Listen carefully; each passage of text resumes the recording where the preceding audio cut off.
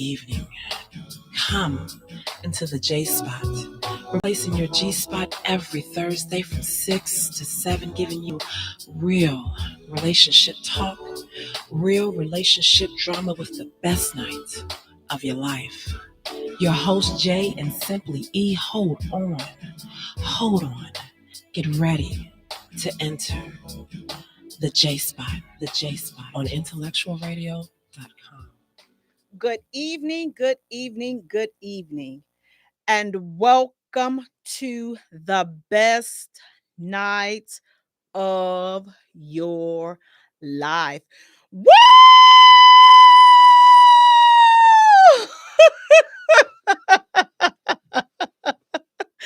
You have entered the Jaye Spot, where we are strengthening relationships and families one conversation at a time on IntellectualRadio.com. We are an iHeart station. I'm your host, Jay. You all, thank you so much for allowing me to share this ride home with you on tonight as you cook dinner, kick the dog, beat the kids. Listen, they got homework, okay? They have homework. They have been in school probably 5 or 10 minutes, so they got homework. So if they telling you, got no homework, my teacher said, they lying. They lying. They have homework, and they need you to help them with it. So do your best. Help these kids with their homework. I hope that your week has been an amazing week. It doesn't really feel like it was a short holiday week, but it was. We're here, guys. We have an amazing show lined up for you on tonight. Please do me a favor, go to our page, our YouTube channel, like and follow us there, the Jaye Spot Radio. Then come right back here to Facebook, like and follow us, the Jaye Spot. Go to Instagram, like and follow us there, the Jaye Spot, and that's Jaye for all three. Guys, listen. We are going to go ahead and get started. Look, when I tell you all, the foolishness is real. The foolery is real, you all. I just cannot stress enough how real this foolery is going to be. Now, look, tonight, our first hot topic, you all. What do you all think about this? So, listen. Ricky Smiley is speaking out against this situation with Brittany Renner and PJ Washington. Now, I don't know if you all saw the video. This was a video where Brittany Renner, and they're saying that the person that was recording was her mom. So this was an exchange where PJ Washington, he was coming to pick up his son for his visitation. And so Brittany decides it was at that moment that it was urgent that she starts this bull junkie with this man as he came to pick up his kid. So she's giving him a hard time, telling him, see, this is what it is. See, because the little boy was starting to cry when Brittany handed the son to his father. The baby started crying. And so we all know, listen, kids cry for a whole bunch of reasons. You could have been telling him some bad about his daddy, whatever it is. Kids cry, they fall out. The little boy looked like he's probably about 2 or 3 years old. Those are prime tantrum stages. Those are the ages, baby, where they just turn into a pretzel in your arm within the stroke of a look. They are turned into a pretzel all kinds of different ways. That's what they do at that age. But I have to say this.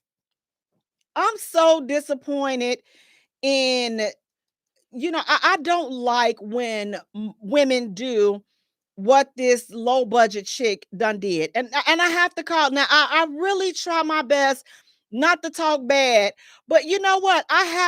You got to talk bad. When bad talk is required, we have to do it. And this chick, she has to be talked bad about because you know what? She gives mothers a bad name, and she makes it, these type of chicks are the chicks that makes it bad for people trying to co-parent. you make it really bad. Ma'am, give the man his son, okay? Shut your pothole and give him his son.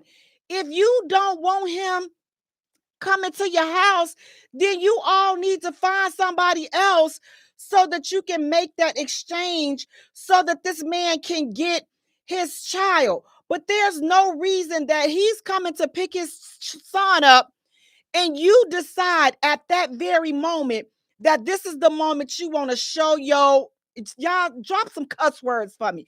But this was the moment she decided she wanted to show her up in there. And it was so embarrassing because you're picking a fight with your son's father in front of your son. Like, now, look, I'm gonna get on PJ in a minute because he didn't have to entertain the bull junkie. But 95% of my gripe is with Brittany. Listen, you all, just because the relationship is over and things went south between you all in the relationship, stop doing this to these fathers. Let this man father his son. He knows what he's doing. If you didn't think he knew what he was doing, you shouldn't have let him raw dog and then skeet it all up in you if you didn't think that he had the wherewithal to be a good father. So don't go trying to control how he does things. That's his son. Oh, well, see, I'm gonna let everybody see how we go down. No, wench, all we saw was you. People of sound mind, good, responsible adults, all we saw was your foolishness. And you give mothers a bad name. You the type of chick that these dudes that walk away from their kids because they don't want to deal with that BS. When you all think of when you get on some of these posts and you see some of these chicks saying, oh, my baby daddy a deadbeat. You know what? Some of you are Brittany Reiner. Some of you are Brittany Reiner, whatever her name is, Brittany to be. Some of you all act just like her. So if your baby daddy really a deadbeat, or is he just tired of your toxic behind? Is he tired of your messy, low budget, miserable behind? Is he really a deadbeat? Or do he want you to just shut up and let him do what he's supposed to do for his kids? Some of you all make it so god doggone hard for these men to raise their kids. All they want to do is come pick their kids up in peace, and they want you to shut up. That's all they want you to do. They want you to have the kid ready, have the bag ready, and your mouth closed. That's all they want. And if we can do that, I think that we can have co-parenting work out very well. But I'm sorry, dudes that have to deal with this ish, with these chicks like this Brittany B, listen, I'm sorry. I'm sorry that you all have to go through this. Now, let me just slide on over to PJ real quick, but I'm going to come back to Brittany because I got a lot for Brittany. PJ, you got to stop letting this wench trigger you, okay? That's the first thing. You got to stop giving. Now, I know that it's hard. I know that it is, but you are a professional ball player. You know that they talk crazy and all this other foolishness on the court, and you ain't gonna hit them and you not gonna entertain it because you don't want to get a foul or a technical or whatever it is that it comes in the sport that you play. You have to have the same level of constraint and restraint when you are dealing with this basic wench right here, because you see that you are dealing with a bottom of the barrel wench. You see it. You see, if I were you, sir, I would be trying to get joint custody because nobody has 18 years to deal with this type of foolishness. It's just unhealthy. And guess who's going to be hurt? You're only hurting the child. Please do not ever have a nasty exchange like that ever again in front of your child because it's not worth it. The kid loves both of you all. And to see that type of exchange from the parents is not good for the child.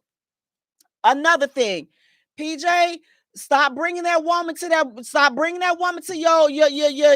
to Brittany's house. Now you was fouled for that. Stop bringing that woman, especially if you know that Brittany holds this weight. She think that your wife is responsible for you and her not being together or whatever the case is. You see that it's toxic. You have to be a man and say, okay, I have to take control of this situation. And right now, it's not going to work out for me bringing my wife, because the last thing you want, which is what happened, is for your wife and the baby mama to start getting into an unnecessary argument. So you got to keep the wife at home, because wife, I love you, but you don't have nothing to do with this. You wasn't in there when they was up in there hanging off the chandeliers. Oh, baby. Who's this? You wasn't in there. You wasn't in there. Unless y'all did a freaky. Y'all was doing a little something freaky. Now, if y'all doing a little something freaky, that's a different story. But to my knowledge, y'all wasn't doing a little nothing freaky. So this don't have nothing to do with you, ma'am. So with all due respect, you know that the situation is not a good fit right now. All I'm saying is somebody has to be grown. Somebody has to put the needs of the child first, because that unnecessary exchange between you all, and if you all are always going at it like that, oh my God, I feel sorry for that baby. Your son is not going to make it. Your son is going to be unbalanced. Your son is going to suffer if you all don't get it together. So please, just whatever you have to do, PJ, be a man and just try. And I'm not saying that you're not a man, but I'm saying just be the bigger person in this situation and not entertain her foolishness. So again, I think that it might be a good idea for you to try to seek joint custody. You know what I'm saying? Because you don't have to deal with this. Again, ladies that make it hard for these men to be a father to their kids, please stop it. Please stop using these kids as a pawn. Listen, please stop doing that. Let these fathers father. Just because the kid is primarily in your care doesn't mean that the father does not get a right. It just burns me up when you going in there, the kid's father is taking care of the kid, but you don't like the clothes that they're buying them, or you don't like, some got your panties in a bunch, something. Listen, stick your hand in your butt and get your panties out a bunch, okay? Let this man do what he's gonna do. I'm tired of you basic level chicks out here giving the rest of these hard-working mothers a bad name. Every mother is not like that. Every single mother is not like that. Every single father is not like that. Some of these dudes, I believe a lot of these dudes want to be in their kids' lives. But if they have to have a fight like this, like Brittany and PJ, if they have to do this every day, every time they go to pick their kid up, I can see why some of them will say, F these kids, F this, because they tired of your mouth. Now listen, would it be me? No, I'm going to fight for mine. But I can understand men get tired. Listen, they tired. How I know they tired? Because I'm tired of seeing you all. I'm tired of hearing this. I'm tired of seeing you all show y'all BBL behinds with these men.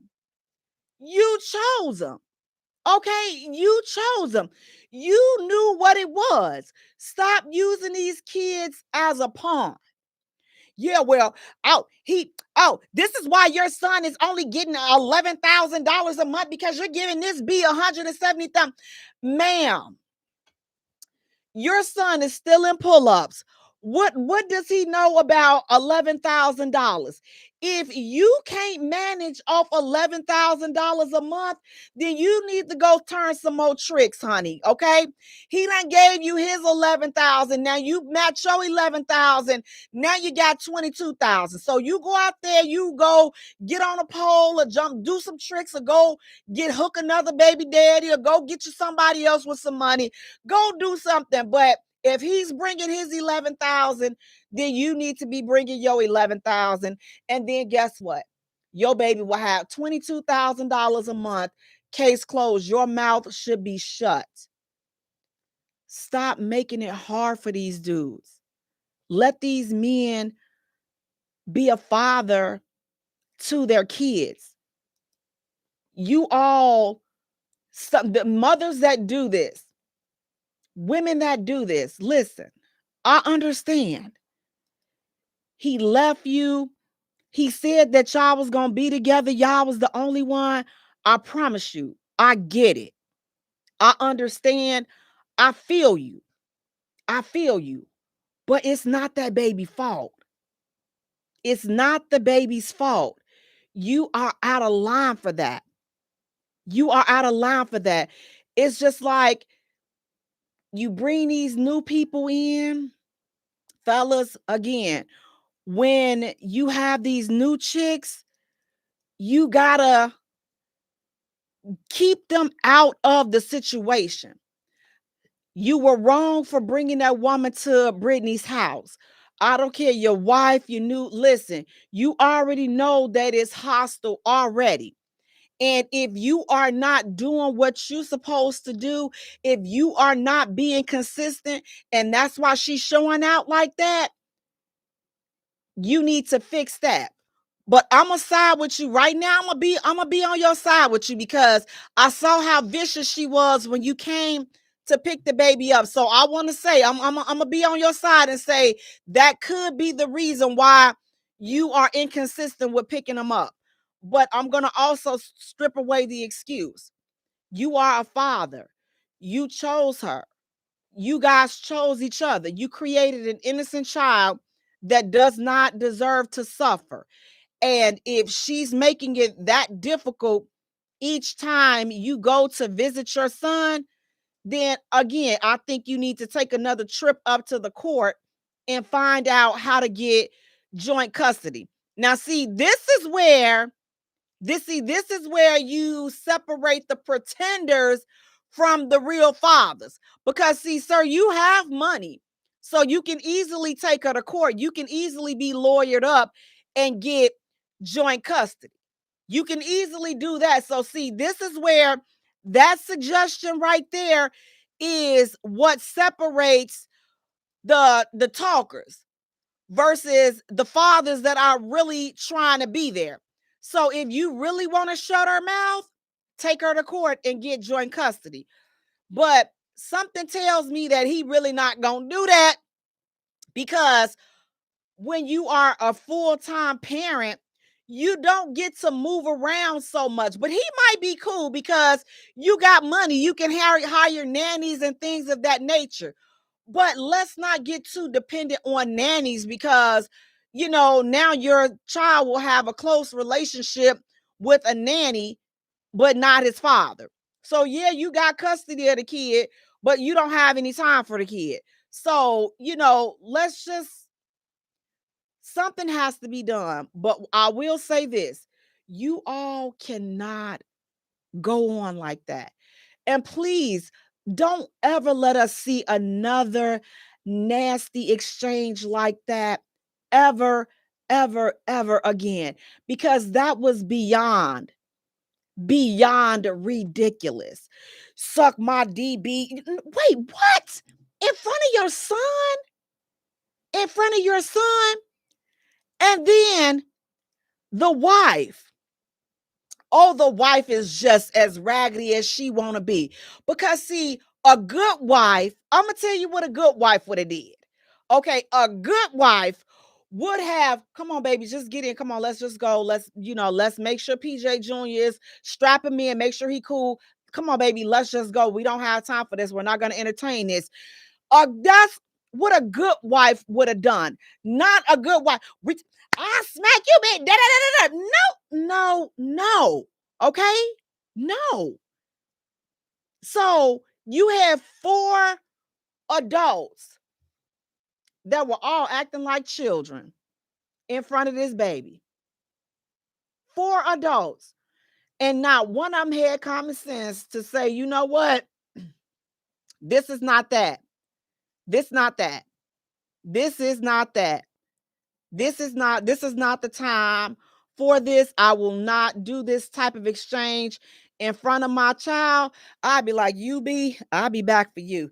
I'm have a sidebar with you after this. Something. But we got to stop doing these negative exchanges in front of the kids. And then you wonder why your kids are crazy. You all are the reason why y'all kids are crazy. Your kids in school cussing everybody out. You want to know why? Go think.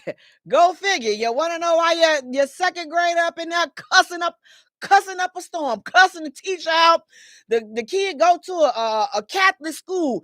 He done cuss Sister Mary Funches out, done called to all kinds of great old bees, and you all are wondering why. You cannot truly be wondering why your kids are acting the way they act and you all act the way you all act in front of these kids. So please, Brittany, please get yourself. Listen, she is coming from a total place of a scorned, bitter woman. I know, listen, and I know that he hurt you. I know that you are disappointed. I know all of that. Girl, you got to go cry that ish out and move on because he has. Now, PJ, she know that you done moved on. But every time she see you with that woman, it reminds her it's opening up wounds. I'm not responsible for how she feel. You might be right about that.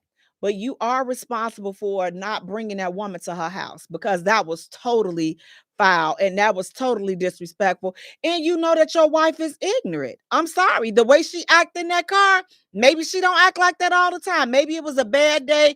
Maybe she didn't have her coffee. Maybe she didn't have her morning run, whatever it was. But the way she showed her end up in that car, it was not a good look. All of you all showed out, and you all showed out horribly. Horribly. You all showed out. And again, the only person that is going to suffer is going to be your son. That's the only person that's going to suffer because you guys are acting crazy like that in front of your kid. Listen, child support, let me say this. Child support is one issue. Visitation and visiting and being a father and showing up is something else. If the dude is not paying child support, but he's showing up, listen, let this man show up and handle that legally in the court. But at no time should you be saying, oh, well, you late on your child support. You ain't paid no child support, so you not finna see him. You ain't taking him until you pay me. Da-da-da. Listen, Wayne, look, okay, with all that foolishness, let the man see his kid. One does not have anything to do with the other. Take him to child support court. Do whatever you need to do to ensure that the finances come through. But you should not be preventing a father from being a father and showing up and being present in their child's life because they are not paying child support or because you're not getting the amount that you feel like you should be getting. Come on. We got to stop doing that. We have to stop doing that. Like, one does not have anything to do with the other. When you go to child support court, what are they talking about there? In that court, they are only talking about money. So you should know. That's letting you know. The law is telling you Child support is one thing. Visitation and being able to raise and be a part of your child's life is another issue. They don't handle visitation issues in child support, and you shouldn't mix the two either. Child support is child support. Visitation and him being it, he can be $100,000 in arrears. And if he come every weekend, every week like he's supposed to, every other day, and he's showing up, and them arrears is just building up, baby.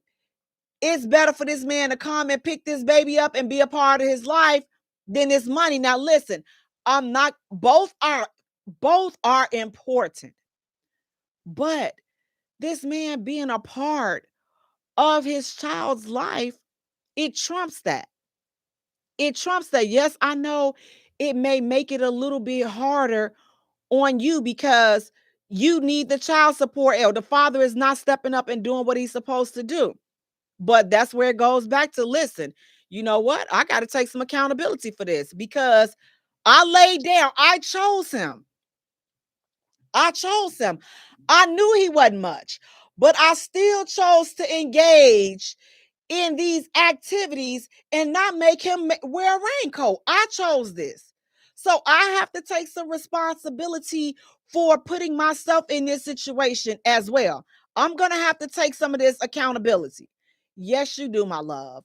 Yes, you do. I'm sorry to tell you that yes, you have to take some accountability for your actions as well, because again, when you are talking about child support, that's child support. He can be as behind as he wants to, but if he's showing up faithfully and consistently to see his child, please leave that man alone. Please leave these men alone. Please let these men be the fathers that they are striving to be. Stop making it hard for them. Stop. Listen, ladies, I'm asking you all, please, if you are acting like this, please stop. Please stop. Please, please, please, for the sake of your child, please stop acting like this because it is not a good look. Not only is it not a good look, but it's not healthy for your child. It's really not. This is not helping your child when you all are acting ugly. How does this help your child? It doesn't. So we have to do better and we have to keep these situations separate. We got to keep child support with child support. We got to keep visitation with visitation.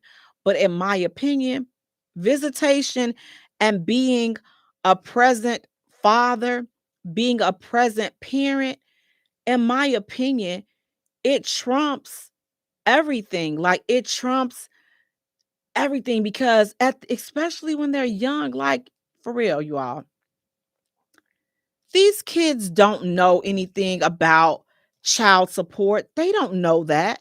They don't know that. But they know when daddy came to buy them ice cream. They know when daddy picked them up and, let them roll on his back. They know when daddy was sitting there playing a game with them. They know when daddy took them to the park. They know that. Now, listen, daddy, they also know when you told them you were going to come get them and you stood them up. They know also that, man, it's been X amount of time since I've seen my daddy or since I talked to my daddy. They know that too. So just keep in mind when we are making excuses or we have reasons on why we're not showing up, just keep in mind that they remember all. They remember the good and they remember the bad. So let's give them more good things to rely on and to remember. But this toxic foolishness, this toxic exchanges, all this arguing and all of this back and forth, oh no, you all, that has to end. That has to end immediately, not only for Brittany and PJ.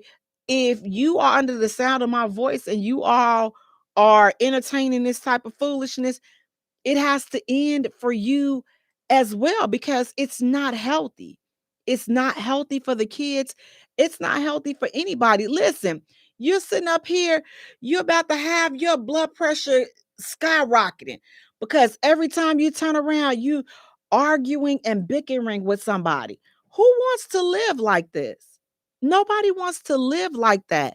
So, with as much as possible, that's within your control, because you can only control yourself and how you behave and how you respond in situations. Let's do better. So, ma'am, whatever witchcraft you and your mother or whoever that was over there recording, whatever kind of witchcraft foolery you all have going on over there. Oh, we're gonna, and each time you come, and each time I'm gonna record you, ma'am, you all need to knock that witchcraft off. It's some, listen, you all are doing some weird stuff over there. Stop with all of that recording foolishness. Stop that. Somebody has to be the bigger person. So I'm hoping that they both saw the public's reaction to how they behaved. And hopefully this inspires them to say, you know what? Oh, I never want to do this again, because this is not really me. This is not how I really act. This is not how I really behave. Let me never do this again, because this was so embarrassing. This was so embarrassing, and I don't want to be in this type of situation again. So we have to do better, you all. Listen, if you out here in your real life situations, listen, leave these men alone. If they are showing up, again, if they are showing up empty handed, the fact that he showed up is enough. No, Jay, you don't understand. He ain't paid child support in X amount. I understand, sis. I do. I promise you I understand. But that don't matter to the well-being, the psychological well-being of your child. It doesn't matter to your child. So you have to do what mothers do. Listen, you have to find a way. Well, Jay, I didn't make him by myself. I didn't. Okay. No, you did not make him. I didn't make him by myself, so I shouldn't have to pay for him by myself. No, you didn't. No, you did not. But what you did was, when you signed up for it, when you was up in there and you willingly went in there and you let him come up in there with no raincoat on and y'all was just having a good time. Listen, you forfeit your rights as a, well, I didn't sign up, because you did sign up for it. You were not married. You signed up for some ish, okay? You, let's just put it out there. You having kids out of wedlock. You signing up for some ish, okay? Because you're not the man's wife, okay? So there are no guarantees. And even in today's society, a lot of marriages, ain't no guarantees, okay? Ain't no guarantees. We want it to be. We hope that it is, but it's not. So once you became pregnant and now you're a mom, the job don't stop. Like the grind don't stop. Like it's always, listen, if that father don't show up, the 100% of it falls on the mother. Is that fair? No, it's not fair, but it's not fair for the child either. So should the child suffer because both parents want to, you know, I'm right, I'm right, I'm right. You know, you all want to have a ego powwow. So now the child suffers. Well, I'm not paying for it because it was his turn to pay for it, and I'm tired of paying for it. And this, so your child gonna suffer, because that's the only one that's gonna suffer. Think about what's best for the child before y'all get on here and keep showing out and acting crazy. Think about what's best for the child. Put your like or your dislike for each other, table that. Let's stop the ugly exchanges between the kids, in front of the kids. Let's stop those exchanges. If y'all got something that y'all got to get off y'all chest, listen, handle that another way, another time, but not in front of the kids.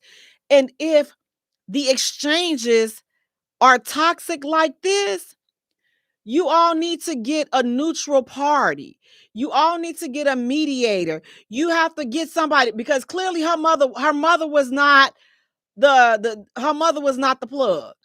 Because her mother was not the plug and the wife. So those are two people we can go ahead on and say it's safely to say Brittany Reiner's mother and PJ, his wife or his side chick or whoever the chick was that was in the car. You all are not the plug. You all are not a safe space for this situation. So you all may need to go to court and come up with some type of visitation arrangement, because what we just witnessed, that can't keep happening. That can't keep happening. And God only knows what happened after the camera stopped rolling. Only God knows, and them 4 clowns that was there know what happened after those cameras stopped rolling. But from what we witnessed, that ain't gonna work. That ain't gonna work. That baby like 2 or 3 years old. Y'all got 15, 16 more years of dealing. What, can you imagine that? I cannot imagine arguing with somebody every single. I'm not gonna be able to do it. I'm not gonna be able to do it. And for those guys that say, "Oh, well, it's too expensive to go to court and this and that," I always like to use this analogy. What would you do if you walked outside and your brand new car had been stolen? What would you do? Would you just say, "Oh, well, my car is gone"? Or would you do everything in your power to find your car and make sure that the person that stole your car is prosecuted to the fullest extent of the law? Now, if you the type of dude that say, "You know what, Jay, if I walked outside and my car had been stolen, man, that's just it. It just got stolen."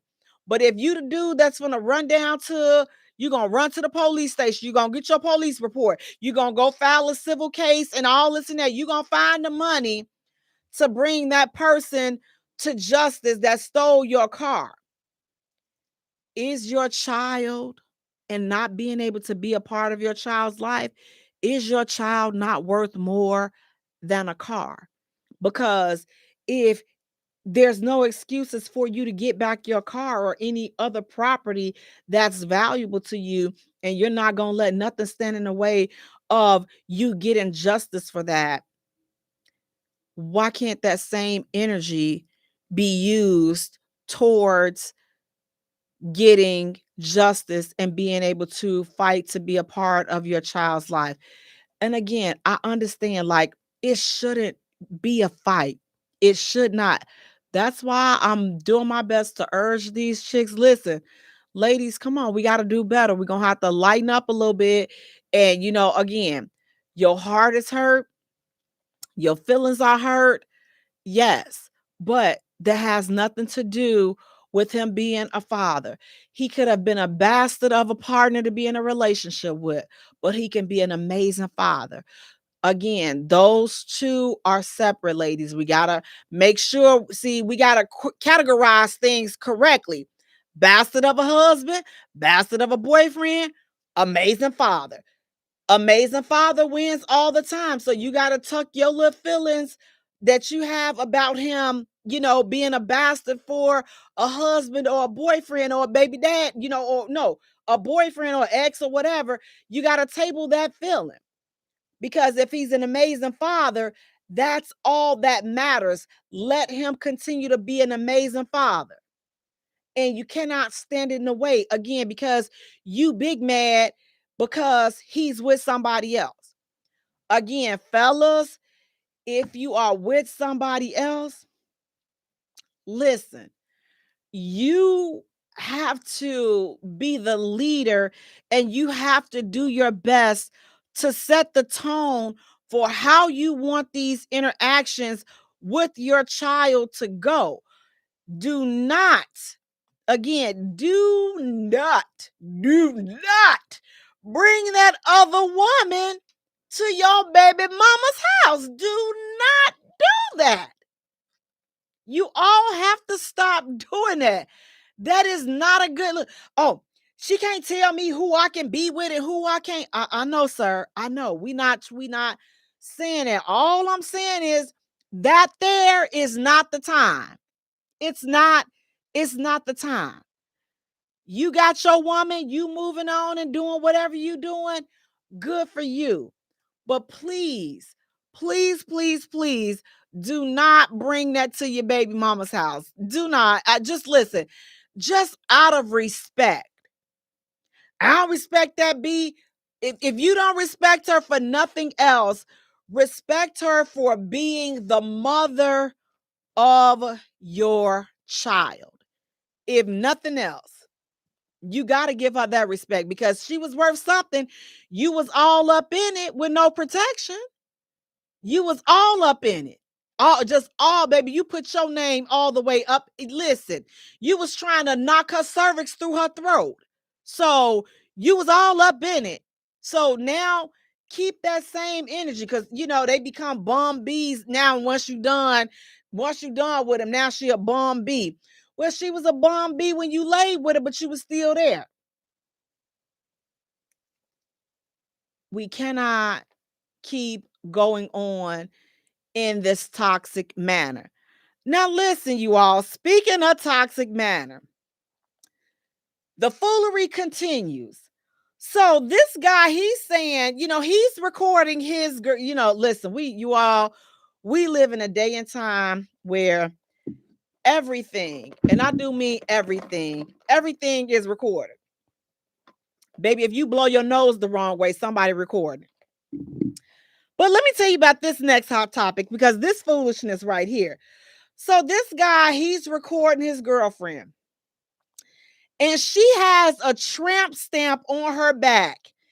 And it says, "This belongs to Jermaine." Baby, yes, she got her baby dad. She got her ex's name. Baby, it's a tramp stamp. Now, for those that don't know where the tramp stamp goes or where the tramp stamp is, because, you all are nice and y'all just tuning in, I'm going to show y'all right here. The tramp stamp go right here. It's right there. That lower part right there, right above. So imagine that right there. That kisser right there. That's where the tramp stamp goes, okay? The tramp stamp is right there in her lower back. And she has, "This belongs to Jermaine." Baby, she still got this man's name all over it. And she letting the dude that she with know, "This belongs to Jermaine." So the guy, or her boyfriend, he's telling her, he's trying to put her on blast. And he's like, why don't you remove that? Why don't you remove that tattoo? And she's like, "When you marry me, I will." What do you all think? Who's right? He's been with her. They have been together for 3 years. So her point was, you already knew it's been 3 years. We've been together. You've been hitting this for 3 years. So for 3 years, as I'm out, baby, as she bouncing it up for 3 years, you have been watching "This belongs to Jermaine" go up and down, up and down, up and down for 3 years. Now you want to show and act the clown over this tattoo. What do you all think about that? Fellas, what do you all think about women with these tramp stamps that have another man's name on there, or having a man's tattoo? Listen, because, they getting these tattoos all up their thighs and got, so what do you all think? And how do you feel about women having their ex's name tattooed on them in prominent areas? And then the things that they're saying, she clearly said, even if she had it on her chest, I'm just like, ma'am, okay, this belongs to Jermaine. Wait, what? So I would get, a little distracted, because look, look, let me just say y'all from my point of view. I feel some type of way. I wouldn't really want to deal with a man that had another woman's name on him. I've been in that situation before and I didn't he had her name on his shoulder. I'd like on his arm. It was a no for me. Yeah, no, yes, I have tattoos. I don't have a problem with tattoos, but having somebody else's having another your ex's name on you, it's uncomfortable. It's uncomfortable. Hey, Cedric. Hey, Pretty Tasha. Hey, Leo. Hey, you guys. How you doing? Cedric, you're saying stand up, any, please. You know what, Cedric? Pretty Tasha said, well, then, since it has been that long, she needs to go ahead and use it. She needs to have, so when you say use it, Pretty Tasha, are you saying she needs to have it removed? Because she's saying, now, the lady is saying, I will have this removed when we get married. Because she's saying, listen, I've had this tattoo before we even got together. You knew I had this tattoo. So don't sit up here and try to act like I just got this tattoo when you knew that I've had this tattoo with my ex's name on my back. You done hit this so many times and you didn't have a problem with it saying this belongs to Jermaine. You didn't have a problem with it for 3 years. So now why all of a sudden do you have a problem with seeing this belongs to Jermaine? You've been seeing this for 3 years. That's her stance. And he's like, you know what? I want you to remove it. And she's saying, I will remove it when you marry me. Cedric, you're saying, is she talking about getting it covered or removed? She said that she'll get it removed, but once he marries her. So basically, she's saying, as long as I'm single, dude, you can move around with all that foolishness. You can move around with that foolishness because it's been here for the whole 3 years that we've been together. And when you go back there and whose is it? Don't ask me that. You may not want to ask me whose is it because you know whose it is. I'm telling you right there on my back, it says this belongs to Jermaine. So don't get into it and get your little feelings hurt because it already tell you who it belonged to. So now if you was hitting it for 3 years and didn't have a problem with it belonging to Jermaine, why now all of a sudden do you have a problem with it? So he called himself trying to put her on blast. But what do you all, I'm like, those trips, like, but here's the thing. I can understand where she's coming from. Like I can say, I can understand where the dude was coming from that had his ex name on his shoulder. It's a no, like it's a no for me because I'm not going to be going back and forth with you or with anybody over having somebody else's name tattooed on them. I'm just not. Some people have deceased exes, the exes deceased, and they have their names, tattooed on them. You know, rock out. Again, I have tattoos, but I have it's my name on me and my son's name. I don't have some dude's name on me. And I'm not gonna get nobody's listen, we all those and again, I'm not judging if you want that whole stamp. Listen, hoe out. I don't listen. It don't. That's your thing. That's your hoo-ha. Use it, give it away, whatever it is you want to do. Let the fellas do backflips up in it. It don't matter to me. It's yours, not mine. But when you're in this type of situation and he's seen it for 3 years, sir, I mean, it's been 3 years. Why are you now all of a sudden starting to complain about the tramp stamp being on her back? And like she said, if you marry her, then she'll remove it. So it's not like she's disagreeing with you. She's just saying that you got to be my husband for me to do something drastic like this. Leo, you're saying straight turn off, no doubt. So that having the tattoo would be it would be it would be a turn off to have somebody else's name. So fellas, is that true? Is that a turn off to have somebody else's name tattooed on you? Pretty Tasha, you're saying if they've been together for 3 years, then she needs to cover it up. That is better than trying to have it removed. Cedric, you're saying she out of the game then, and she still getting piped by him. Get your out of my bed and go call Tyrone. Now, listen, now I'm gonna be on her side because again, it's been 3 years and you've been hitting it for 3 years. So, and you ain't worried about it saying being Jermaine in 3 years. So, what's the problem now? If you want to marry me, then as she said, I'm going to honor you and I will remove it. But I'm not going to remove it unless you marry me. To me, I feel like that was a fair compromise. What do you all think about that? Is that a fair compromise? Or since they've been together and it's been 3 years? Guys, if y'all want to talk to me, 708-223-8953, 708-223-8953. Would you have a problem with your woman having a tramp stamp and having another dude's name on her? Again, I'm on her side with this particular situation because again, she is not like she's telling him she's not going to remove it. She's not saying that at all. She's saying when we get married, if you marry me, then I'm going to remove it. So she is going to do that. But like she said, we're not married. What? And you've been doing it to me with this tattoo on for umpteen years? What the heck you mean? Remove it, marry me.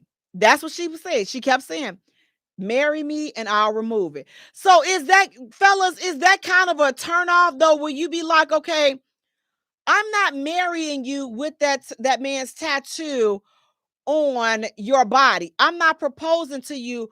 Why would that prevent you from proposing when you already been up in there hitting it? You knew that Jermaine was there. You been knew Jermaine was there because you done saw it all these times. You done did it to her. So why would you have a problem with it now? Or why would you not propose because she has the tattoo, even though she says that she's going to remove it? James is saying, is she still in love with the dude tattooed on her? Well, it doesn't say. They didn't say that she still had feelings for her ex. It was the video was about her current boyfriend being upset and wanting her to remove the tramp stamp with her ex's name on it. And she told him she will remove the tattoo when her ex marries her. So she's saying she's going to remove it when he marries her. So it's like if the tattoo is that big of a deal and you love her, then why? I mean, help me understand. I don't see what's wrong with that setup because again, she's not telling him she's not going to do it. She did not say that. She said, marry me when we get married. I'll take it off. And he's saying, well, oh, so you want me to marry you and you still got that, sir? Don't act like this just happened overnight. You already saw the tattoo. You saw it. Plain and simple, you saw it for all of these years. Pretty Tasha, you're saying, yeah, he wrong for trying to worry about it now. She should have said it from the beginning. He should have said it from the beginning if he had a problem with it. Cedric, you're saying is the simple fact that he even brung it up tells you he always had a problem with it. And I can agree with that. I can understand him having a problem with it. But again, I can understand her stance as well. If you want me to remove it, then marry me. I have no problem with removing it. And he's saying, I'm not marrying you until you remove it. So listen, somebody gonna have to give because here's the thing. So she marries him, she decides to get it removed, and now he don't marry her. I mean, is she really gonna be losing anything by getting a tramp stamp off her? Not really. But some people, sometimes we just go, the principle of the matter type, or, we just, some of us just have to be disagreeable just to be doggone disagreeable. But again, I don't think that he is in the wrong for not wanting to marry her with that tattoo on, but I'm more so leaning on her side. I'm more so going to favor her position because, again, marry me and I'll remove it. Leo, you're saying he gonna be marrying Jermaine too then. Well, he didn't listen, he was already hitting it where Jermaine was. So I mean, I don't understand what the problem is. He was already hitting it. He knew Jermaine was there. And for 3 years, he didn't have a problem with flipping her over. So what's the problem now? That's all I'm trying to say is, what is the problem now? You knew that you've been smacking it down for 3 years, talking as she hollered Jermaine's name.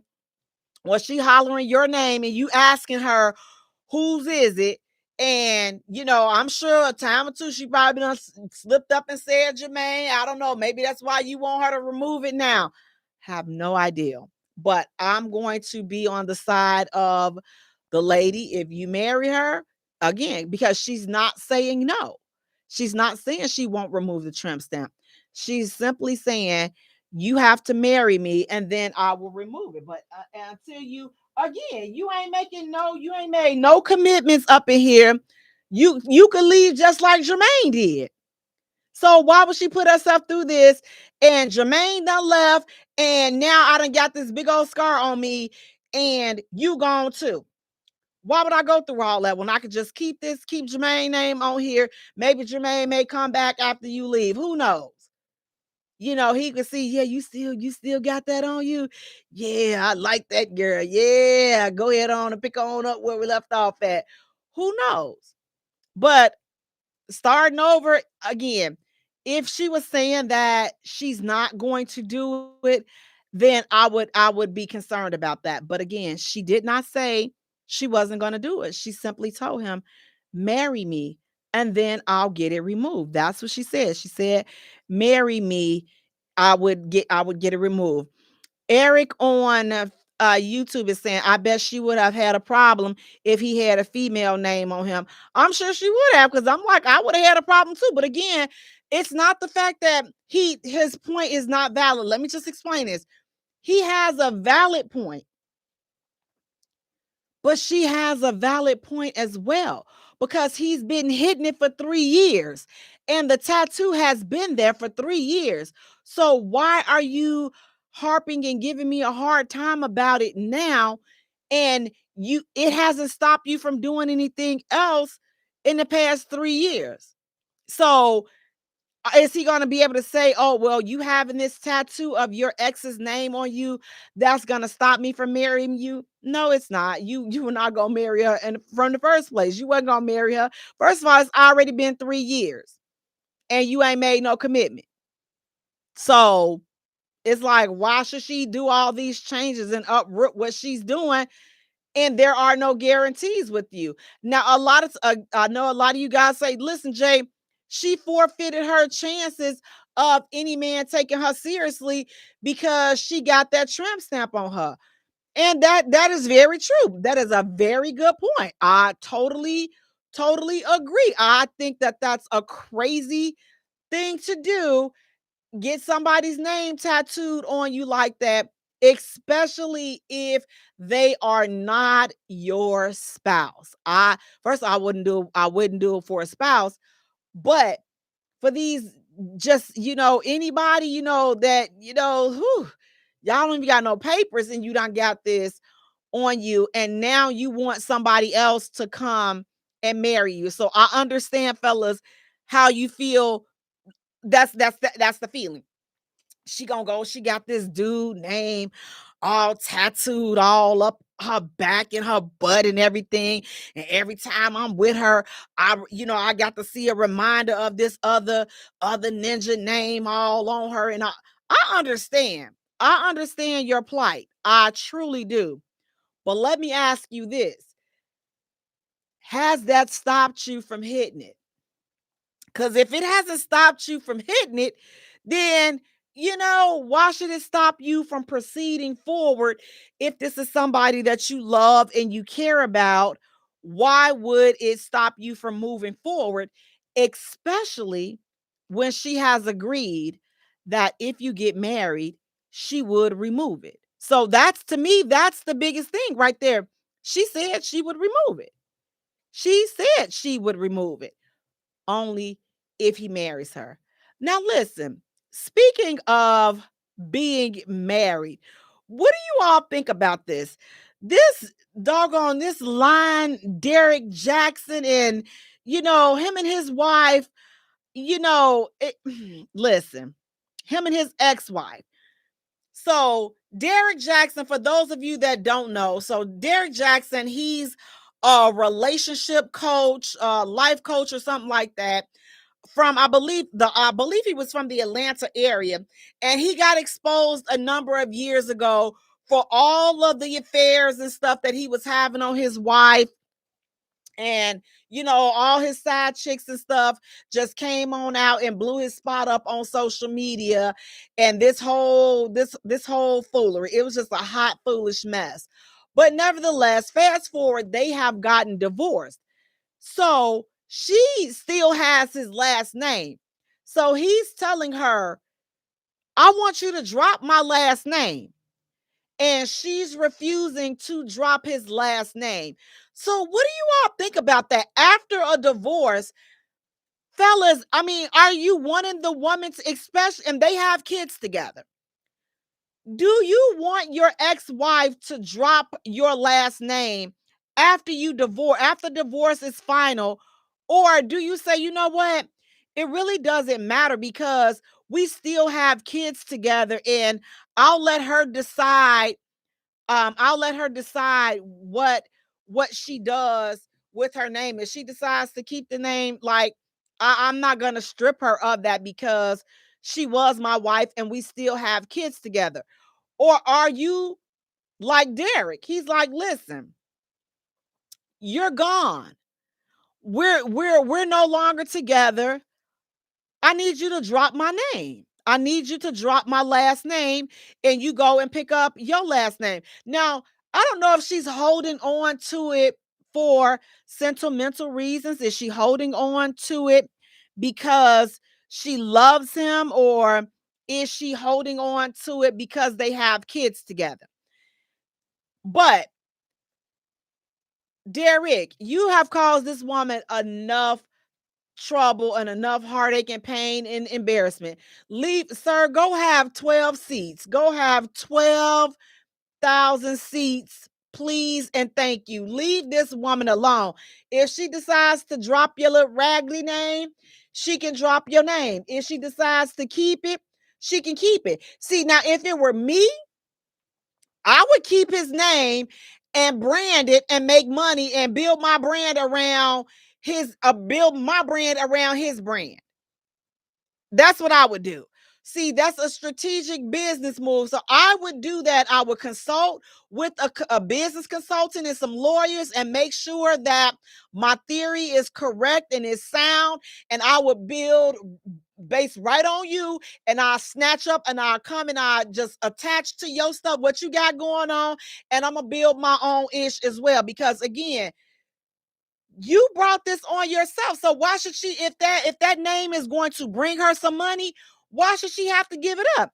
And even if she doesn't do that, it's her name. You the one messed up. You just go on over there and make sure you're doing what you're supposed to do with whomever you're over here with. Now you go over there and mind your business, Derek, and try not to cheat on this chick that you with now.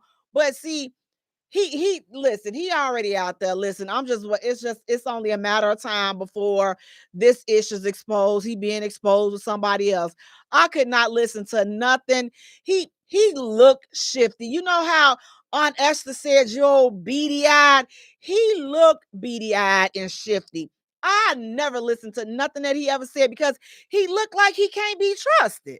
So I'm like, if I'm seeing this off of social media, listen, it's millions of women that listen to this man. So obviously he is doing something right. So I'm not gonna knock the hustle, but again, just looking at him, he don't look like he's somebody that should be trusted. Now, Eric on YouTube is saying, I have been divorced and I completely understand where she's coming from because she wants her last name and her kids' last names to match. Absolutely. And that's what I'm saying. So if it's from that standpoint, I totally understand. And she should get to keep his name. I'm like, dude, you messed up. Leave her alone. If she want to keep it, she can keep it. If she decides she wants to drop it, she can drop it. But if you decide to get married again, you're going to have to explain to your new Mrs. Jackson that, listen, I effed up with the first Mrs. Jackson. So you the second Miss, because she going to be the second Mrs. Jackson anyway. I effed up with the, with the first one. So hopefully things go right this time. But just in case, my ex, she won't, she won't drop the last name, and she shouldn't have to. You messed up. You did that dumb ish. So if she decides to keep it for her and her kids, then she decides to keep it for her kids. If she decides to keep it just to spite you, she can keep it as well. Like, so leave her alone. Like, he just seems like he's a crazy dude that is just doing everything in his power to try to break her down. See, he needs somebody that's petty. Ma'am, I need you to come on and wake up your petty senses, because he done played with you long enough. Yes, I know the Lord, he's good and he love. Yes, he does. But you're gonna have to show him another side so he can stop playing with you, because you ain't went crazy on him good enough for him to leave you alone yet. But you know what? You start japping out and you go crazy on him. I promise you he gonna leave you alone, because right now he think that she's scared of him. That's because she ain't went crazy on him. You got to do some stuff that's gonna make him see you in his dreams. When they say your name, he gonna start looking around because you done put so much wrath on him. Because see, she trying to be calm and cool, and I get it. She's trying to be the bigger person and this and that. But in their situation, this is when the bigger person does not work, and you have to match petty with petty. And she's going to have to show him that she is Queen Petty. She's going to have to show him that. But until she shows him that, he's going to keep messing with her. Cedric is saying she has the right to keep it.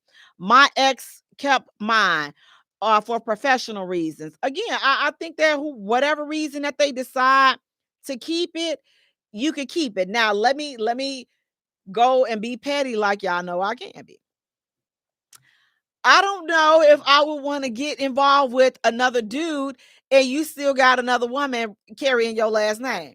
Like, I don't even know if I would want to get it, involved, because it's like, it's so complicated, dealing with people that have been married. Like, I don't know. Like, how do you proceed with that? Like, I mean, because you're like the second, like, I don't know, like, it's something about being number two that would not, sit right with me, so I'm just like it. But it's me, you all. I said it, I'm petty, and I do have, and I own that. And am I trying to change it? Probably not. Nah. Because the moment, I'm gonna tell you, this is what I'm gonna tell you, how this is how I know it's gonna be a problem. This his new wife. See that introduction right there. I don't want to be in that position where, oh yeah, this is Mikey, this Mikey new wife right here. Wait. So I can't just be the wife. Why I just can't be the wife? The family got to go explaining what happened to the first wife. And, only exception is, if God forbid the first wife has passed away. But that's the only reason. But that and then because the first wife is still alive, and now I got to be, oh no, I don't, no, I'm just not. I'm not there, you all. So just keep me lifted, because again, I do, as I said, I do reside on Petty Island, but I do need Derek Jackson to please please, please, please find him some business. Now, listen, speaking of finding some business, what do you all think about this? So, you're in a situation where you adopt a child and you have done the best that you can do for this kid. And then around 14 to 15, when they get in them teenage years and they thinking they grown and they know everything, the kid gets out of control, skipping school, getting high, joining gangs. Do you try and get them some help and stick around for it? Or do you just call the state and say, you know what? Listen, y'all better come get this. You all better come get this seed, this spawn of Satan. You all better come and get Rosemary's baby right now, because I'm not going to be able to deal with it. You've adopted a kid and you've had them since they were like 5 or 6. Now they're in their teenage years. And everybody knows that once these kids become teenagers, they lose their everlasting minds. I mean, whether it's adopted, because here's my thing. If you adopting them, but what if it was like your real child? What do you do? Like, I mean, because if you adopted the kid, and you, in my opinion, if you adopted the kid out of love, it shouldn't matter whether the kid is adopted or not. If they're clowning and acting crazy, you signed up to love that child and raise that child.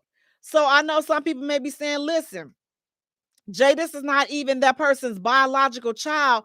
But I think after so long, like, does it really matter? Because it's like you've been in this child's life since they were 4 years old. And this kind of happens like when men come into a relationship with a woman that has kids, and maybe the kid is like maybe 3 or 4. He's cool with the kid, and like they plan family for 4, 5 years, but they never get married. And then they break up because she like, listen, we've been together for 5 years and you ain't married me yet. I'm ready to get married. And for whatever reason, he has reservations about getting married, or she's not the one, or he's like, man, you know what?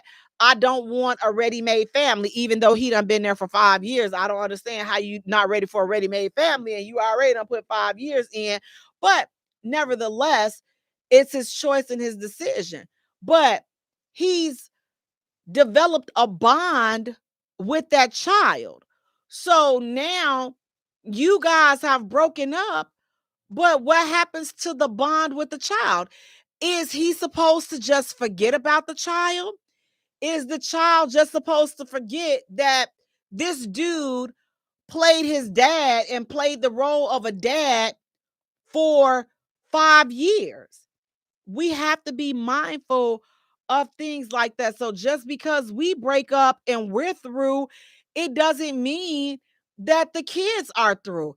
And I think a lot of times, us as parents, a lot of times we don't really take that into consideration. Like, just because you done, if that man still decides to have a relationship with your child, then I believe that they should be able to have a relationship with your child if that's what they desire. But if he wants a clean break and he decides to break up with you and the child as well, I mean, can you really fault him? No, you can't, because again, this is not his kid.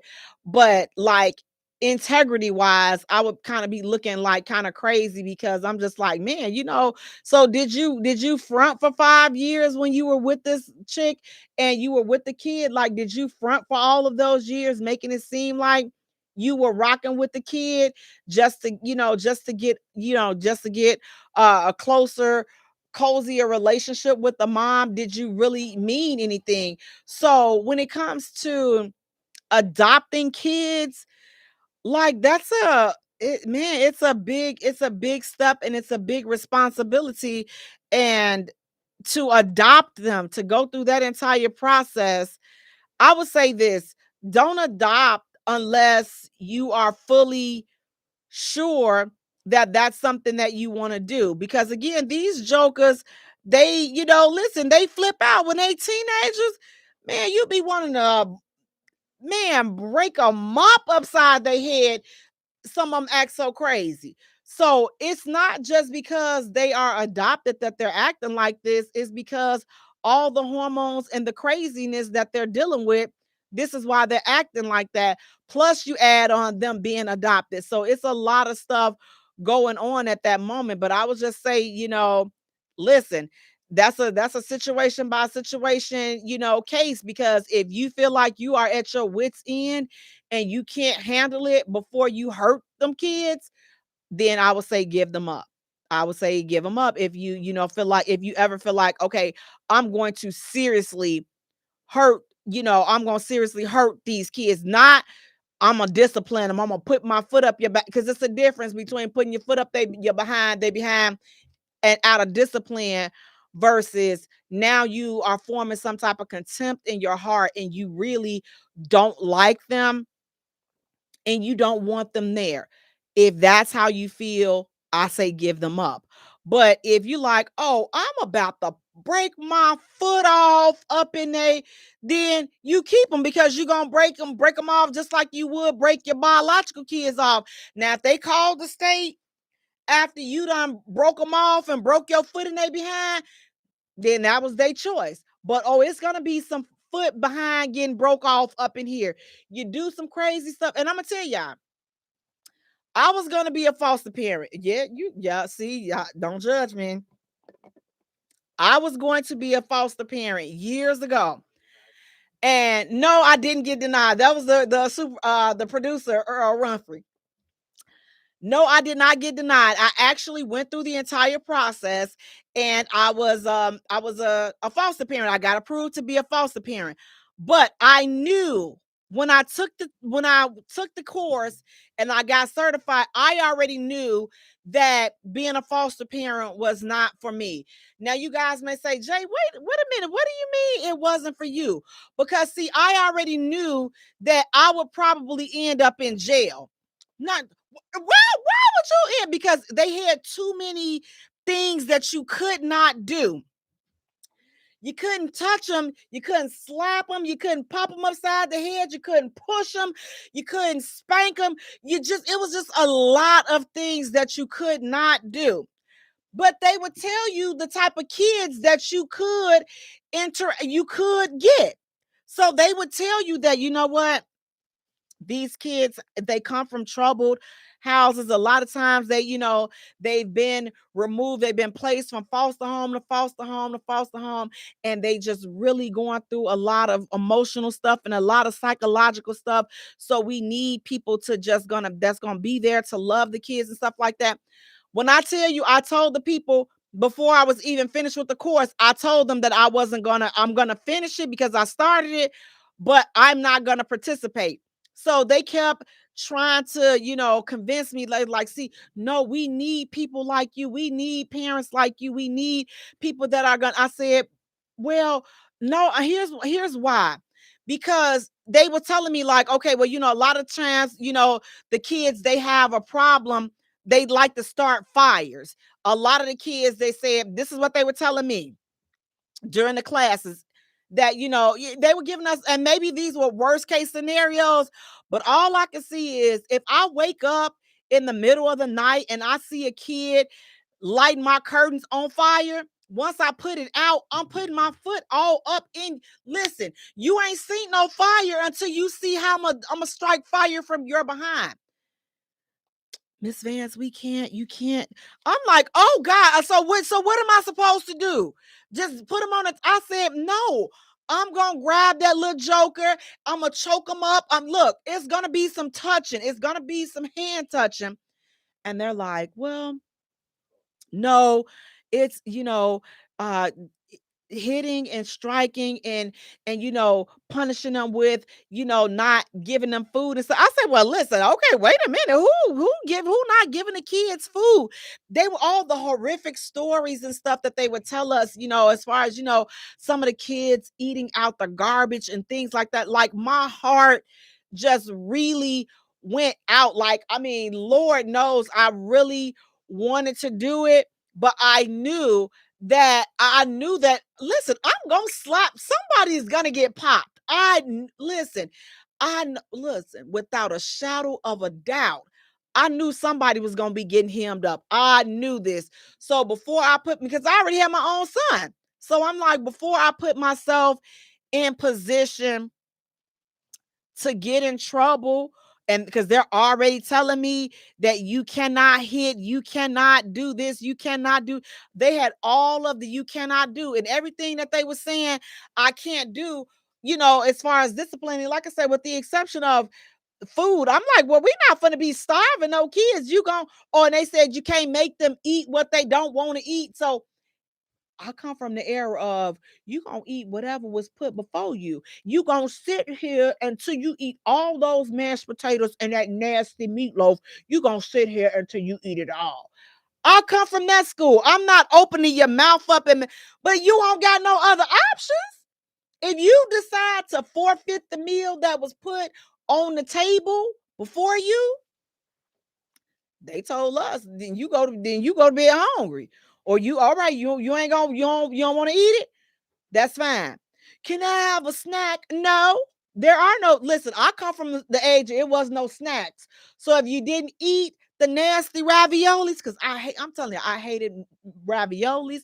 I hated mashed potatoes. I hated meatloaf. I couldn't wait to get grown because I'm like, I swear, I say these are some foods that will never touch my house because I couldn't stand them. And guess what? I knew that I would be going to bed hungry. I knew that I would, on those days, if it was for lunchtime, I'd have to starve until dinner time. But if the raviolis was for dinner, then I'd have to starve to the morning time because there was no, listen, you ate what was before you. So I come from that school. Again, maybe depending on how the child was, or maybe a little, I don't know. But I didn't consider that child abuse because, again, I did it with my son. Listen, I don't eat that, because one day he came home from school and he told me, well, I've decided I'm not going to eat white rice anymore because it's bleached. So I looked down at him. I said, so what kind of rice you plan on buying? Well, I figured that you could buy the brown rice and I say, listen, let me tell you something. I'm not fixing. And then I looked, I'm like, dude was like 6 or 7. And you telling me what you like. At that point, I had to like kind of be quiet because what he was saying was facts. Like he was telling me what he learned in science. And here it is. I'm about to like, oh, you ain't finna, oh, you ain't. And I was like, I said, hey, you got to control your crazy. You got to control your crazy because this man almost just did not have no food to eat. But when he put it from that point, I was like, Dick, he is right. Like this white rice, what do it say on the bag? Bleached white rice. It's like, well, the bleach is not good for you to cause cancer and all this, So he knew how to play me. But if it was some stuff that I cooked and for real, he didn't want it, I'm like, you already know what to do. You already don't let me catch you up in that refrigerator because it ain't no Scooby snacks tonight. It ain't nothing. You don't eat dinner. There is no snacks. So so I wasn't a good fit for the adoption, but I definitely I been around adopted kids and people, adopted kids that have come, to be grown-ups. And it's like, to me, I never saw a difference in them. There are people around you for so long, it's family. You don't like, I don't look at it, and maybe some people do, but I don't look at it as though, oh, well, this is somebody's adopted this and that. This is somebody, we don't, in my family, like, we don't have those type of titles.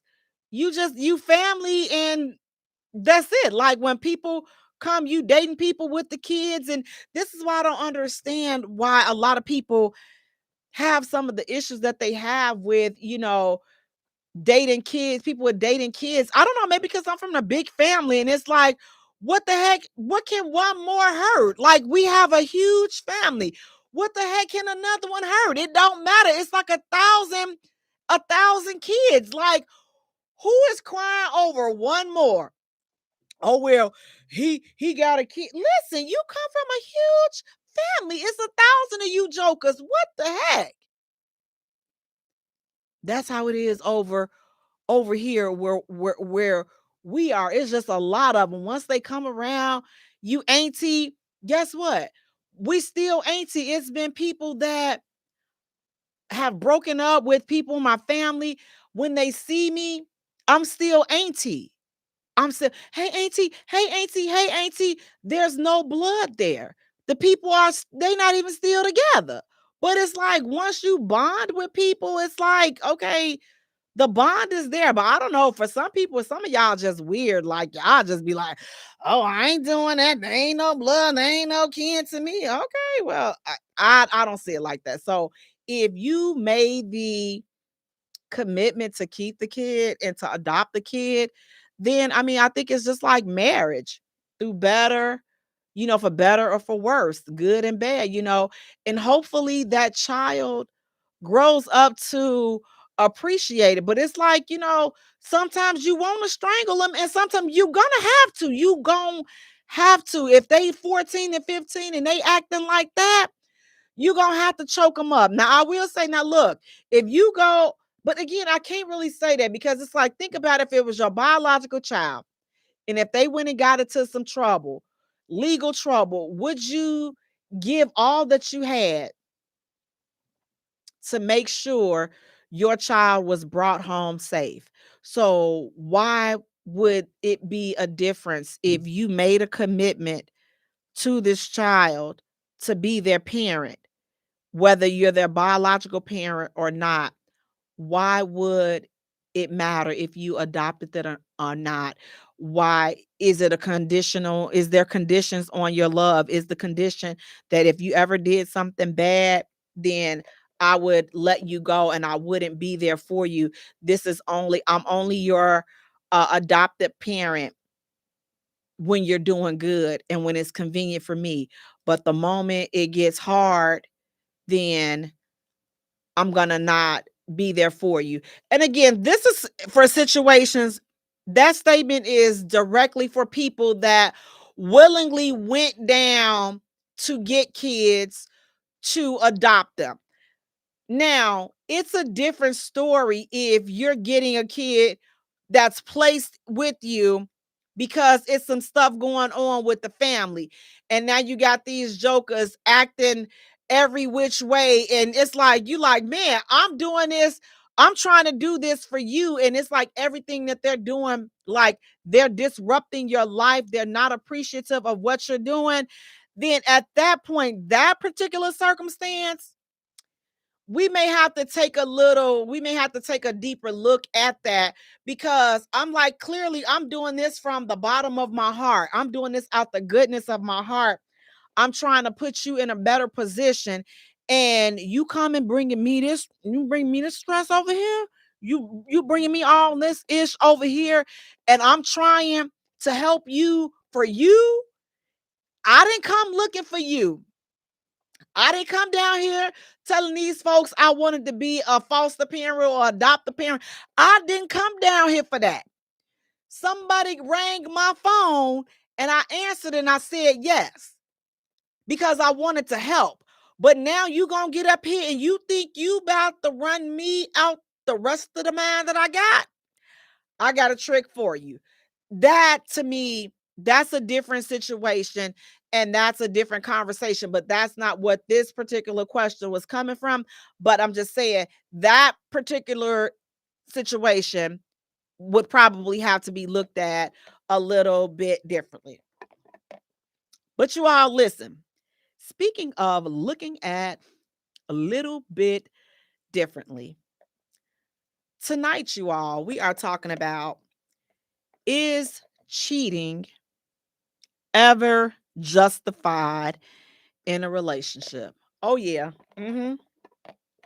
Now, you may say, Jay, how in the world are you going to ask if cheating is ever justified? Here's how. Have you ever been in a relationship and you felt like your partner was not doing the things that they needed to do to keep you happy? Have you ever felt like your partner was hard to talk to and you found somebody else that was easier to talk to? They were there to listen, they didn't shut you down. They complimented you when you needed a compliment. They were there, for a shoulder to cry on. They supported you. They encouraged you. Everything that you were missing at home, this person provided. Everything. Listen, you may be in a position where listen, you need a little extra money. Things are tight at home. Mr. ain't got extra nothing to give nobody. So it's no. Every time you come to him trying to ask him for something, baby, it is no. So you found somebody that says yes. You need this? Okay, I got you. What else you need? You got it? I got you. I got you. Have you ever been in that situation? Are these justifiable reasons to seek comfort from someone else? Is it okay? Is it okay to inbox someone on social media multiple times per day, every day, having personal and intimate conversations if you're married or in a committed relationship? So this is where that good morning king and that good morning queen and you guys are just forming a relationship on social media. Every day you guys are talking, having private conversations. Now again, you're married or you're in a committed relationship and you're entertaining someone on social media unbeknownst to your mate or your spouse. Is that okay? Would that be considered a form of cheating? So again, you never met them in person, but you guys have formed a relationship on social media. Again, every morning, like clockwork, you guys are checking in with each other. They know about your family life. You're venting, telling them everything that's going on with your wife. So instead of telling your wife about what's going on and what she not doing or what you need to have doing, you found an outlet with this chick on social media.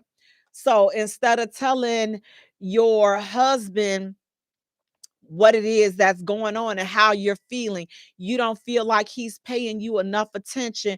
He's not dating you like he used to do. He's not being romantic. Whatever the things that were happening with you all in the beginning, it's a change now. There's a shift in the relationship. Is that considered cheating? What is cheating? Let's just go over the definition so that we can determine what cheating is, because you know what? Sometimes it can be a little, some gray lines there. So maybe you say, listen, as long as you ain't touched them and they ain't touched you, I don't, all of that other ish ain't real. According to an online source, there are several definitions of what cheating is. And it ranges from having intimate contact with someone other than your partner or discussing things of an intimate nature with a member of the opposite sex. So it can range again from having that contact or from having a conversation and just discussing intimate things. But see, this is just the online source. But for me, I'm going to take it a step further.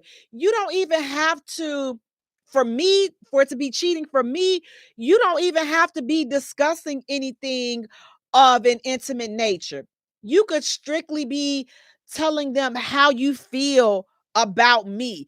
If it's something negative about me and you got a problem with me, so instead of sitting me down, your wife, and talking to your wife, you out here telling your social media connect.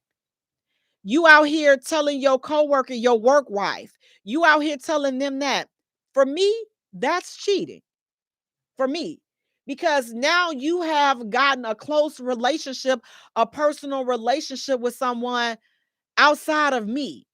And for me, those can be even more damaging and detrimental, because now you're spending your time getting to know somebody else.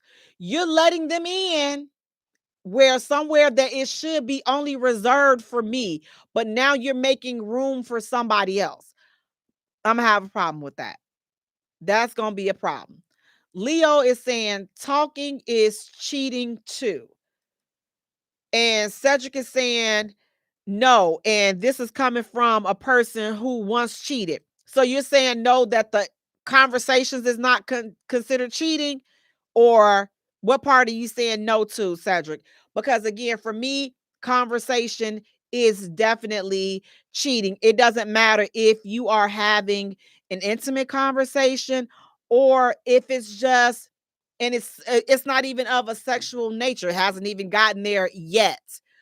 But again, if you're sharing all of this personal stuff, you're sharing your hopes and your dreams, and you got something against me and whatever it is, oh, she ain't doing this and because the moment you start telling somebody else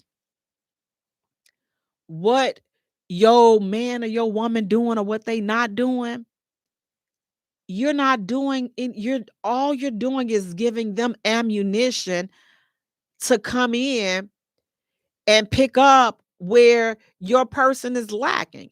So you haven't discussed these things with your mate or your spouse. Maybe you have, but you are arming a stranger with ammunition to come in and replace the person that you're with. Now, sometimes people don't know that they're doing that, but then I believe some people do know that they're doing that. You're forming that just in case type of relationship.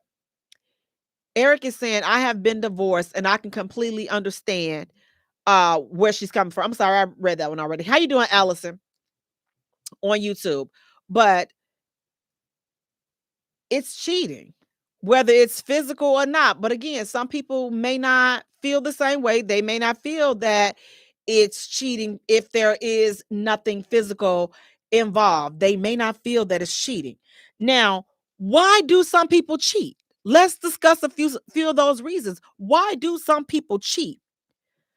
One reason could be they're dissatisfied sexually with their partner. Here are a few of the top reasons that people cheat. Again, they're dissatisfied sexually with their partner. They're emotionally unsatisfied. Let's just focus there for a minute. I think a lot of people underestimate how important that component is. If you are not fulfilled emotionally, woo, baby, you can be spending all this money and you can be doing all this, but if you are not taking care of a person's heart and their emotions, what are they being loyal to? They have nothing, because you're not giving them anything. You're giving them the world, so to speak, but you're not giving them you. Some of y'all missed that. You can give them the world, all these material things, but if you don't give them the one thing that they desire, which is you, that's it. You drop the ball. But does that give them a right to cheat? Does that make, in that case, is cheating justified? They're coming to you. trying to talk to you. Listen, babe, listen, you used to tell me I'm beautiful. You used to, we used to go and take nice walks and we used to do dinner and we used to date and we just used to have quality time with each other. We just used to, it used to be you and I. We always made time for each other. But now that's changed. You don't have time for me. You're too busy for me. But you can jump on social media and you can good morning queen this other lady, but you haven't even told the woman that's laying next to you every night. You haven't even told her good morning.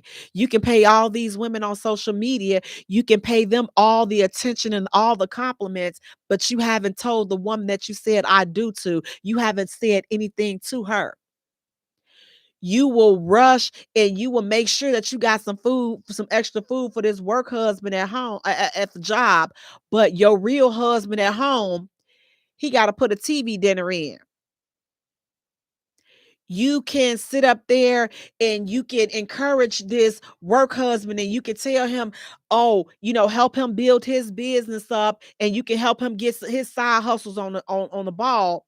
But when your husband tells you he think he want to quit his job and he want to open up a business, what you do, you complaining to your husband. You can't quit your job and do this, but you don't have that same energy for the work husband. You're not going to help your real husband come up with a plan like you do with your work husband. So you're going to tell your work husband, no, don't quit your job. This is how you do it. But at home, when you get at home with your real husband, all you're going to do is nag at him and complain and push him away instead of sitting down with your husband and having the same energy that you have with the work husband and laying down a plan for your husband, for your family. Y'all see how that goes? So we'll have more energy, we'll have more patience, we'll have more understanding for somebody else. But the people that we sleeping next to, we've lost that connection for them. So now when they find somebody else that do what you won't do, are they justified in cheating? Or are you saying there's never a reason to cheat? Because listen, it really goes deeper than this surface. It really goes deeper than because often when we're talking about cheating, we just really just think right to the side. All this. Mm. When you're talking about this emotional cheating, baby, listen, to me, that's what destroys these marriages. That's what you can't come back for. You can't come back from that because you started to care for somebody. You can't come back from that ish. How do you come back from? Listen, let me paint this picture. Yeah, he saw a chick, man, and he was just so turned on, man. He smashed her right there in the alley. He don't even know her name. He don't know nothing. All he know that it's like, man, it just happened because man, she looked so good. Everything was revealing. Man, he just could not control himself. So he did her right there. Gotcha. That's the first scenario. The next scenario is this chick he working with. He never touched her. Never touched her. Every day he check on her, make sure she made it to work, make sure she made it home. She run out of gas for the car. He done left on lunch and went to fill her gas tank up. One day he see her tire pressure low. He changing her tires. He putting air in her tires. He making sure her and her kids are good. Never touched her. Never touched her. She never touched him. She bringing him work, food to work and everything. And they're talking, sharing their dreams, where they see themselves in the future and all this and that. They're sharing all that. 6 months, every day, faithfully, they're talking, starting to care about each other. Never touched her. Never touched him. You stumble across those messages. What do you do? Which one would be easier to digest. The chick that he slammed, that he smashed because she was just so attractive and he couldn't keep, and he couldn't contain himself, and he's sorry for that. Or the chick that he never touched, but for 6 months, they had conversations every day and they started to care about each other. He got to make sure she okay. And he don't see a reason why he should stop talking to her. He doesn't want to stop. He's telling you he's not going to stop talking to her because he's not doing anything wrong. He's not going to stop talking to her because he care about her. Is that cheating? He never touched her. She never touched him. They never said anything sexual. But a bond was created that neither one of them are prepared to break.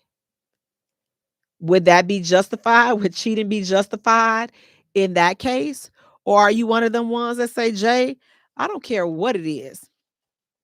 Cheating is never justified. Again, I believe that. I believe that cheating is never justified. But I will also go on to add that I can understand if somebody found themselves in this situation, because you got to understand, if you're alienating me, you're alienating the feelings that you're supposed to give to me, you're giving that to somebody else. How do I process that? What do you do with that? What do you do with that when you're with somebody and they're giving what they're supposed to give you, they're giving it to somebody else? But I never touched her though. I never touched him though. But the access that they have to your heart, the access that they have to you mentally, emotionally, only I'm supposed to have that. How did she get here? How did he get here? Would that be justified? So when people are saying, there are no reasons and you shouldn't be, there isn't. But let us not make it easy for our mate or our spouses to fall into these type of situations. And let's not ourselves fall into these type of situations. Because again, guys, listen, it's rough. We're all busy.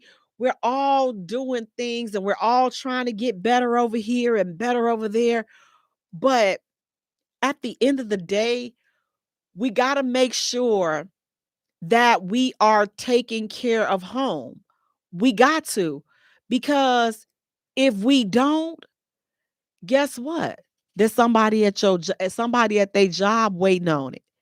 It's somebody that they see on social media. Somebody is waiting to do what you are not doing. So before you get too busy to pay your woman a compliment, but you jump in these other women inboxes and you hey beautiful in them and all of this ish, before you hey beautiful another woman, make sure you hey beautiful in the one that you're laying next to. Before you go and encourage another dude and help him set up his business, make sure you're encouraging your dude before somebody else will. Because I'm not saying that cheating is justified. I'm not saying that at all. But I'm saying that, listen, just don't you go and make it easy for them to cheat on you. Guys, I want to thank you so much for tuning in. Please do me a favor, go to our YouTube channel, like and follow us there. That's the Jaye Spot Radio. Subscribe, drop your comments. Go to Facebook, like and follow us there, the Jaye Spot. Also go to Instagram, like and follow us there, the Jaye Spot Radio. Jay is spelled Jaye